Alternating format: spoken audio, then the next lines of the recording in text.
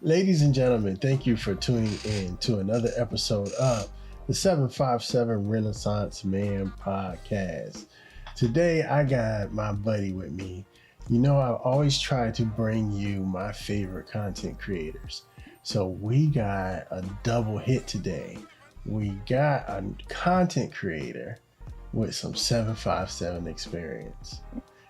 Ladies and gentlemen, I want to introduce you to my friend, Miss Aly Trillion. How are you doing today, ma'am? Round of applause. I'm doing amazing. Thanks so much for having me. Yeah, 757. It's an important bond that people don't know about unless they, experience life of VA. Yeah. I think it's one of them places that it has its own character. The place itself is its own character.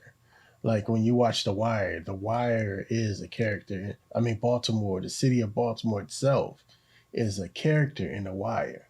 And you can't be from the 757 and this environment not infect you in that way. Absolutely. I 100% agree. I always tell people growing up in Virginia for 11 years, from a baby till 11, shaped my life. Aside from that being one of the most important parts of life, whatever you experience from being a baby to even 5 or, just you get it. It shapes who you are as a person, your beliefs, what you're taught, who you're around, what you hear, So growing up in Virginia is crucial, was crucial to me being who I am today. Just those short 11 years, as a kid, several years that I can't even name because I was a baby. But yeah, I feel like I'm sort of a mix between a city. I'm like a country girl with city swag, right? Because I love the greenery, but I also love the city. I love city life to an extent. Nice. So I know how me and you get down with our conversations. And before I get too much off track and we get lost, I want you to tell the people about your podcast. I absolutely adore your podcast. I have been waiting to have you on because I quite honestly am jealous about how honest and open you can be on your podcast. Like I'm trying to get to that point, you know what I mean? But I feel the uniqueness. I feel the authenticity when you speak. I know you coming from a real place. So tell everybody about your podcast. Yeah, well, we're going to delve into why you feel like you can't keep it a whole, like Trill. Right. Not to put a pun on my name. But yeah, so my podcast is called the Pretty Banana Podcast. People sometimes ask me how I came up with the name. And I wanted to start a podcast a few years ago and it just wasn't the right time. And then the pandemic hit and, so we had a lot of time to just do stuff.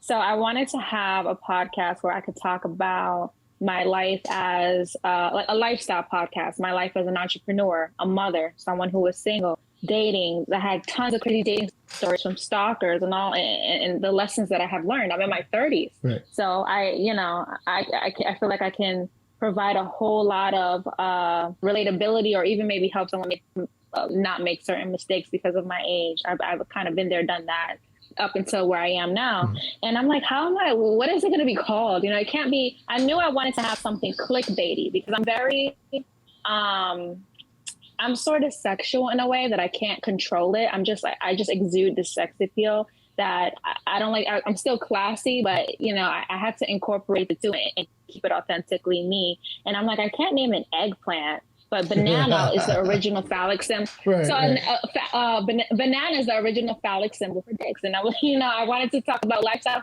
stuff and dating and, you know, whatever. So I'm like, okay, banana, that sounds cute. But I wanted another name that kind of represented me, right? And I feel like I'm beautiful and I'm gorgeous and I'm stunning and I'm a goddess, just like any woman should. Right. And then pretty. I'm like, pretty is such a pretty word. And then Pretty Banana was born. So on the podcast, I talk about really everything people talk about. I talk about racism, except with racism, I say how I think it's an illness. How can you hate Mexicans and love tacos? How can you hate Black people and you do the Sunday dinners and you love gospel and you do the cornbread and the collard greens, you know, like fried chicken, like the culture, the music, the style, you know, like the Black culture is so appropriated around the world. Correct. The world, you know, we created hip hop, rap music, and you hear rap music in French, in Arabic, you know, like what the hell? Are you kidding me? So, you know, I talk about things like that. Also, I have a little bit of a past in the finance industry. So I talk about how JP Morgan Chase and John D. Rockefeller took financial literacy out the education system. And that episode is called America's First Circle Jerk. And for those of you who don't know what a circle jerk is, my introduction to a circle jerk was on a pornographic website. It was a bunch of men linking up and jerking off in a circle. I don't know how else to put it. That's what it was. I was like, America's first circle jerk had to be JP Morgan's ass and John D. Rockefeller plotting to ruin our lives. And they did it in the 1800s. And in the 1800s is when railroads were created. And how are you going to create a billion, trillion, whatever bazillion dollar industry if everyone at your job is, if you know they're going to quit in 6 months and be a millionaire, an entrepreneur? You can't do it. You know, other people, yeah. I was going to say, let's talk about, I want to go back to that, put a pin in that for a second. But one of the things. I was triggered. I know, I told you I already know how this episode's going to go. And I refuse to edit it, so it's about to be raw. So one of my favorite things about your podcast is I love what you put into your titles. Yeah, you are the most clever, clickbaitiest person ever, but I love it. And you're not clickbaity to be clickbaity. You're clickbaity, and when you click on it, it's worth the click. Thank you. Thank you for saying that, because, you know, I love me like Kanye loves himself. And I feel like sometimes when I talk, there are people think I'm conceited, but I really do think I'm providing so much knowledge and relatability. And people tell me that. And I'm just so grateful, because I didn't necessarily start my podcast to provide anyone any gem. I did it because it helped me. I was expressing myself. I was venting. And sharing things that I had already knew, you know, and we all talk to ourselves. So I was like, you know, let me record it so I'm less crazy. Right, but, you know, I really appreciate you saying that. And everything that I talk about, it's literally, I hit record and I just talk. And then when I feel like I've made my point, I stop. The only one I really planned that I did research for was Anal Plug Hell, where I talk about real estate and racism. I saw a video and I kind of went off the video, but for the most part, whatever I'm passionate about, coincidentally, you know, ties into what's going on in modern society, and I just talk about it. But aside from being clickbaity, I kind of did that because I wanted to force people in a way. I'm a little bit of a dictator. I'm a little bossy. I'm not going to hide it. I couldn't be president of the United States. I would definitely have to be in a communist country where I control everything, right. Period. I'm sorry. I don't know what to tell you. So it's like my way of kind of forcing people into learning something, because having watching ratchet TV and reality shows, it's fun. I don't really watch it, but I get why it's fun. So it's kind of like that. Like, you click something and it's like, I'm going to beat your ass, but I'm not. And then you hear me talk about how I've learned to have self-control, and I've learned to be more emotionally intelligent, and I've learned to not be so physical and choose my words wisely. You know what I mean? So you're here thinking, oh, yeah, she's going to talk about a fight she had, blah, blah, blah, blah. And I'm really not. I'm talking about, listen, you've got to be more feminine. We have to have more self-control, you know? And I think that's important. And I think that's what people are going to appreciate about me. I can tell that during the course of you living your life, you are very introspective. Like, whatever led you up to this point, you know exactly who you are, and it comes across in the content that you put out. Thank you.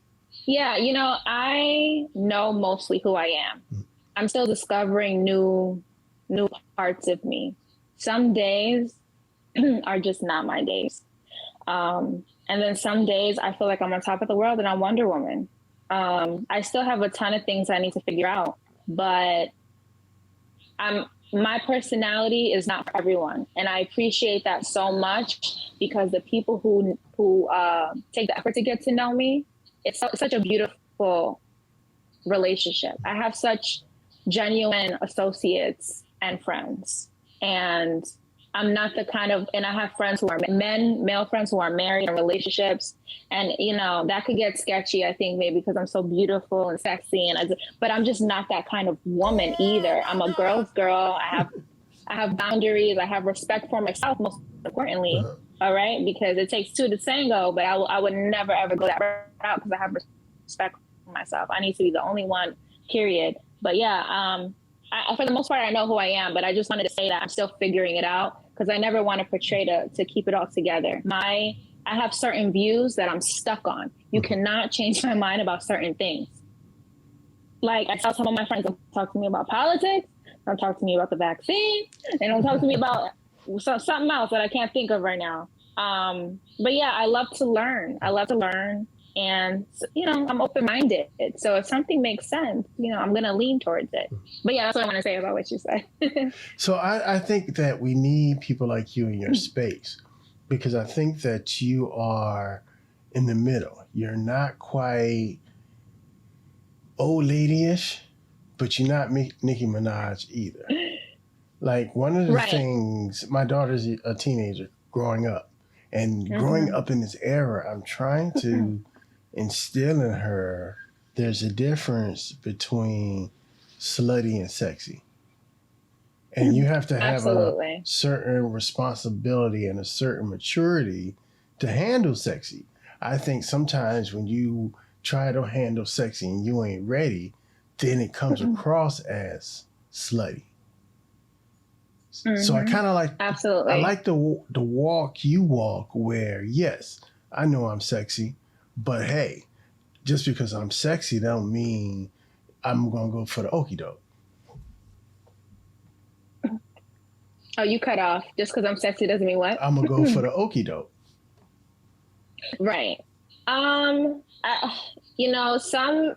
women, even men, we all mature at different levels. So maturity plays a big part. I have moments where I'm insecure, but there isn't a time throughout the day where I don't look in a mirror and think how beautiful I am and how much I love my face.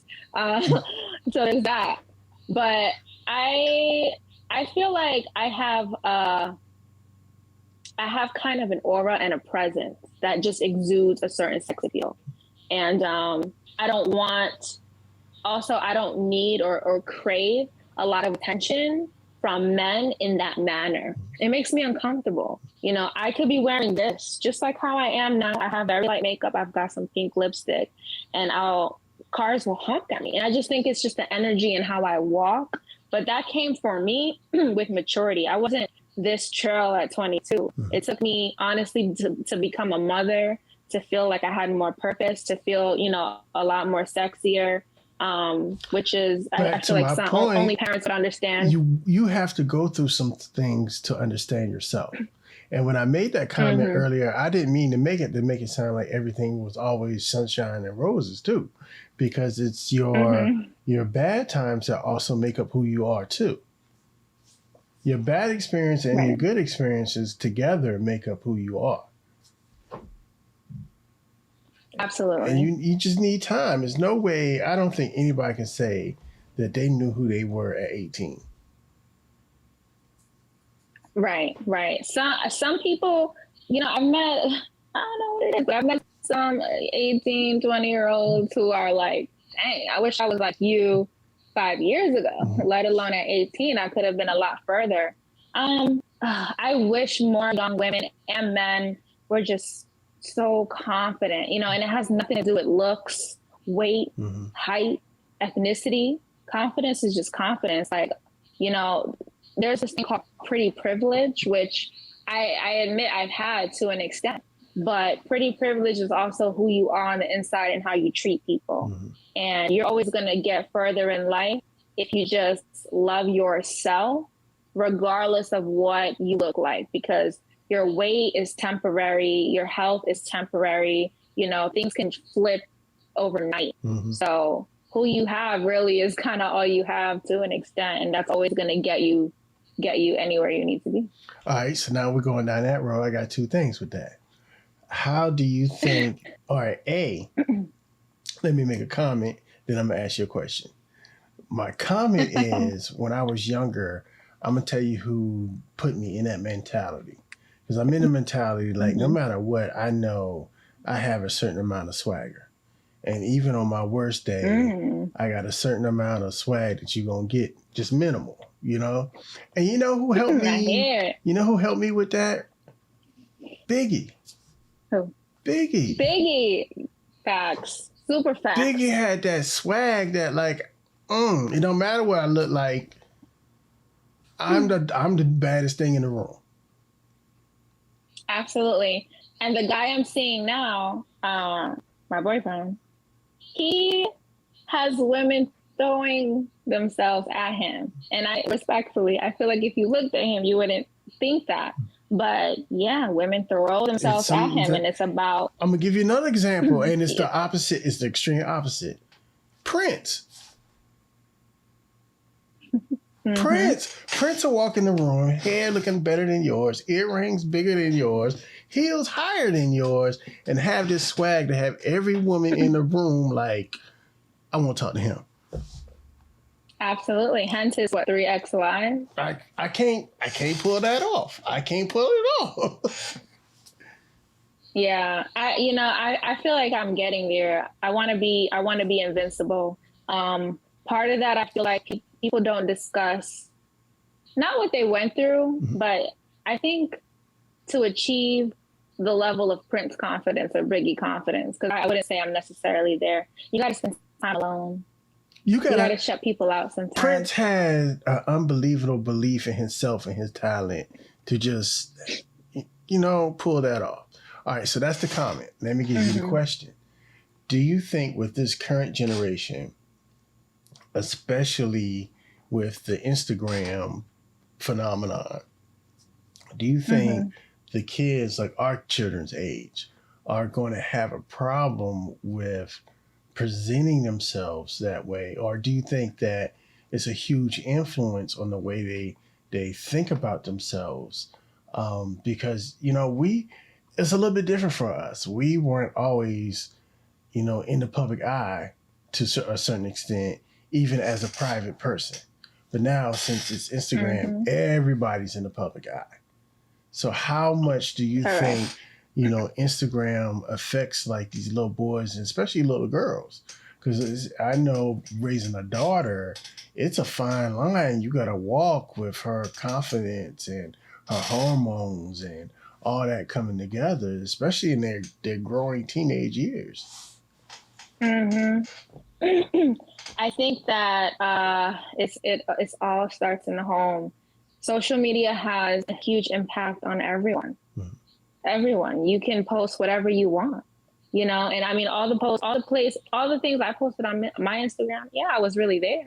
But, maybe I didn't own the house like it portrayed, maybe someone alluded to, you know what I mean? Like I take pictures in a home, but I don't own it. So, so it alludes to like, oh man, she's got it together. She's has all this, so it absolutely has an influence. Also, there's a huge trend with surgery, and I'm not opposed to surgery. I don't have any. I will absolutely get some in the future because if I feel like it, I want to. I'm going to be 60 one day. I'll get Botox. Leave me alone. Facelift, leave me alone. I'm going to do it.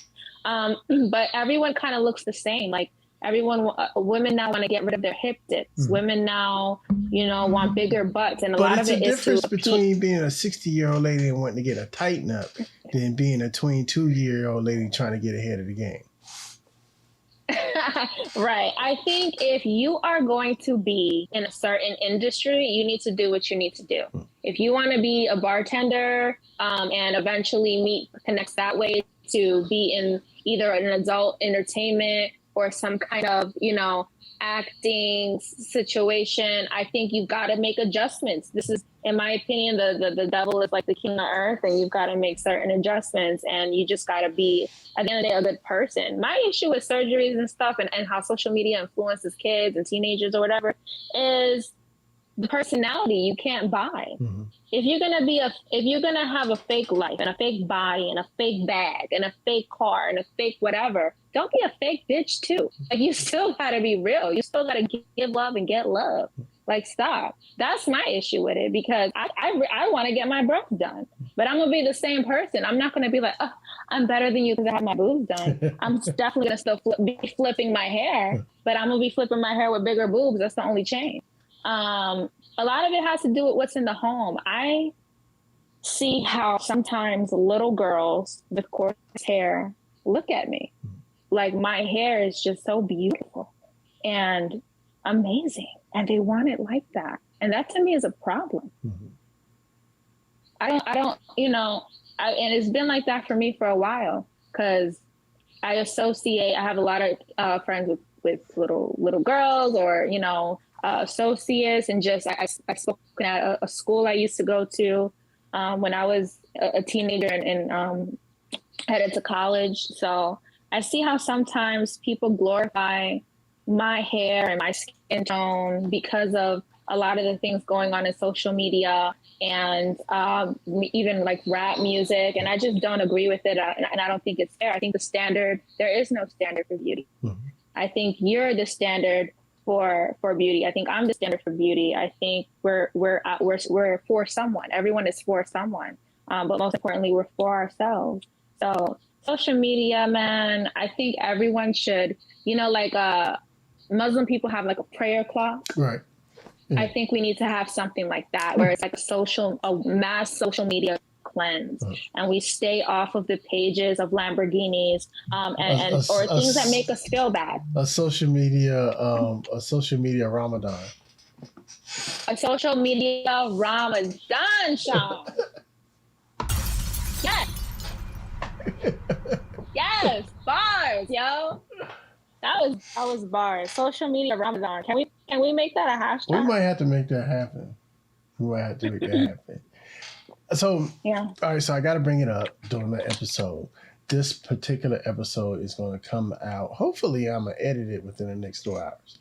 And it's going to be one of my exclusive episodes for the 30-day challenge for the content creators of color. So, y'all check that out, because it's going to be dual posted on the 757 Renaissance Man as an episode and on the content creators of color episode. I had to get that out the way. Yes. Exciting. We're wrapping up.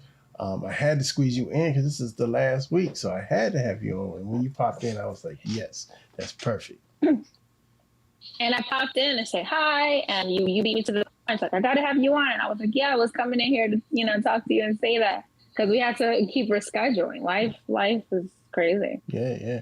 And okay, so I'm probably going to end this now. So we're going to have to make a series, because we didn't even talk about your life in 757. We didn't. Why can't we keep going? You have other plans? Daddy life, man. I'm juggling podcasting, daddy life, private work, and I got a birthday coming up. Well, not me, but my son. His birthday's coming up, and I got to plan a little birthday party. Whose birthday? My son. He's going to be 11. Oh, 11. Yeah, going on 25. That's dope. He wants a Tesla. That's so cute. Not at 11. Maybe a little figurine. You can take him for a ride in a Tesla. I've obviously not met my son. So hopefully I'm training him so by the time he's old enough to drive, he can afford his own Tesla. Get daddy a ride. Facts. My boyfriend's daughter is 9 and she wants a Tesla as well. Yeah, it's ingrained. That's what he wants. Mm-hmm. So Mm-hmm. when I came up, I wanted, what did I want coming up?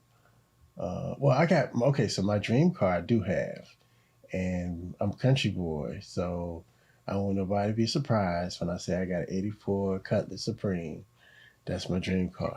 When I was a little boy and I used to draw cars in like the 5th or 6th grade, they used to always look like the little Cutlass. So I got a Cutlass, and that's chilling.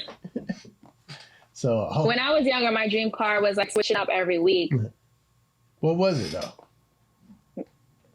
I really loved like the Mustangs and the Chargers, and I loved Jeep. I just liked so many cars. I was like, you're only supposed to have one car. Like, I can't have a new car every week. I don't know. So I didn't have like one particular dream car, but now I do want a Porsche. I want to settle into a Porsche. Now I'm older and I've been through my car stage in my 20s and 30s. I'm kind of more selective about the cars I want. And I think my next car is either going to be some sort of, I want a convertible. I think I'm getting to the point where my kids are getting old enough and they get ready to get out that daddy wants a convertible. Or I want to... You're going to get it. Or I want a Wrangler that I can take the top off.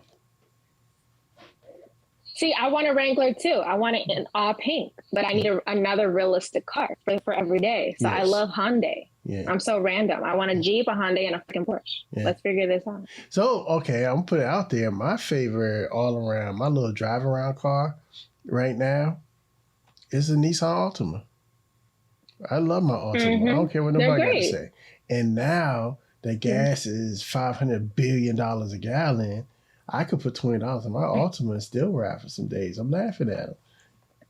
Super fast. Man, my homeboy drives a big, and my bad, bro, I ain't even gonna say your name, but my man was on Instagram the other day, and he has the big body Audi, the A7, A8, something like that, and was complaining because you got to put ultra premium gas in that thing. I don't know why people do that. I mean, I guess if you can afford it, you can afford it, right? Yeah. But I'm sure a Porsche is not cheap for gas either. No, you're going to have the ultra premium or you'll tear your engine up. But my everyday car, I love Hyundai. That's why you got it everyday. Right. And then that Hyundai, you put $20 in and do what you need to do. And then save the Porsche for when you're going out doing your thing. Yeah. Definitely. Yeah. All right. So I do this at the end of every episode. If a young Miss Aly came to you and asked you for life advice, what would you tell her? I would tell her that anytime someone says something negative about you, it's really them projecting onto you. And if you could just hold on and be a little bit stronger and secure in yourself and don't doubt yourself that you're actually fucking amazing, you are going to be almost bulletproof. Dope. Now, how can people find you? How can they get you and listen to your podcast? So I have my @ there. That's my IG, Aly Trillion. You can follow me on Instagram, on Twitter. It's I'm Trillion. On Clubhouse, it's I'm Trillion. And my podcast is on Apple, Spotify, and Google. But feel free to DM me. I'm very social. Just slide into my DMs with respect. Like business and friendship, totally. But if you send me a dick pic, I will post it in my story. I will post it in my stories. I will extort you. I will send you my Cash App in return for your dick pic. And if you do not send me money, I'm posting it to the world to see. I have the same policy. I charge you little effers for dick pics, okay? Ladies and gentlemen, this is the 757 Renaissance Man podcast. You can reach us at 757renaissanceman.com. Come on through, leave a message, a voicemail, check out videos, audio of all the episodes. Come see this episode right here, 757renaissanceman.com. And don't forget to hit the merch store. You need to get some of that fly merch, and new logo shirts are coming soon. Aly, Period. Period. I want to thank you for taking your time out today. We will be doing this again. You owe me the pink background. Okay, next time I'll be home, or I'll have a portable one when you send me the link. So you made me make sure I had a little bit of pink in my background. I was trying to match. I thought that, this morning I was on IG Live and they said it like I was in Calabasas with these windows, but it wasn't working today. Yeah. But yeah, next time I got you. All right.